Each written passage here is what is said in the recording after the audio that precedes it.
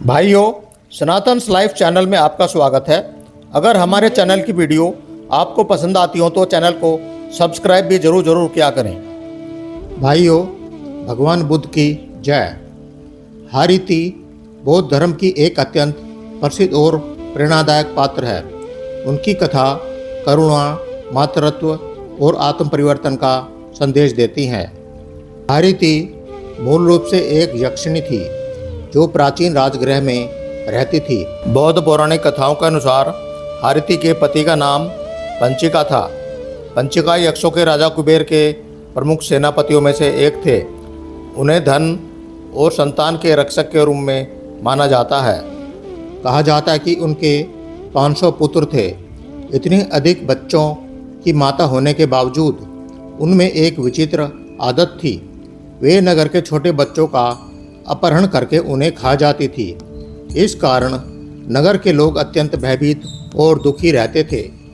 एक दिन नगरवासियों ने अपनी पीड़ा गौतम बुद्ध के सामने व्यक्त की।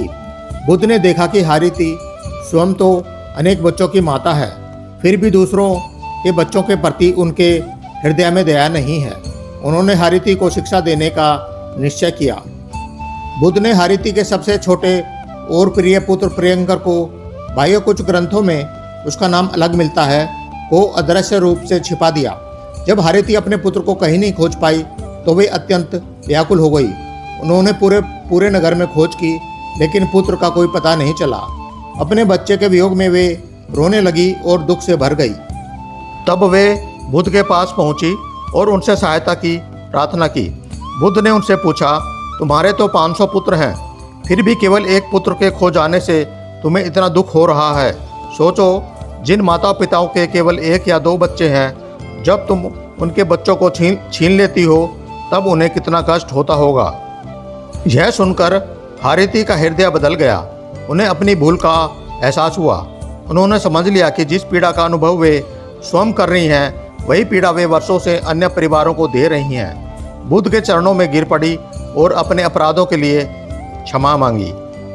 इसके बाद हारीति ने प्रतिज्ञा की कि वे कभी किसी बच्चे को नुकसान नहीं पहुंचाएंगी।